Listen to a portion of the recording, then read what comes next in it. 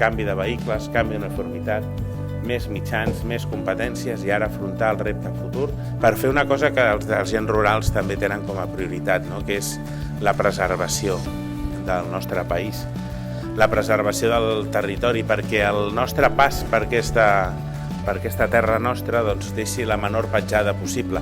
I l'embarcació Sol Raig, que estarà aquí, doncs, té aquesta vocació també a mar, doncs, preservar el territori, i com deia l'alcalde, efectivament en col·laboració de tots els qui usen, no, el mar i l'usen doncs, al servei doncs, de guanyar-se la vida, i són moltes les persones que ho fan. Seguir creixent, seguir tenint més mitjans. Avui, per tant, la quarta embarcació en l'àmbit marí, bastir i reforçar el cos per aquest objectiu fantàstic que és el de preservar el nostre estimat país, la nostra estimada terra i també el nostre estimat mar. I en aquest sentit, doncs, tingui la seguretat l'alcalde i tota la gent de mar, tota la gent que viu i treballa al mar, que els agents rurals seran i són uns aliats en el seu treball, en la seva tasca.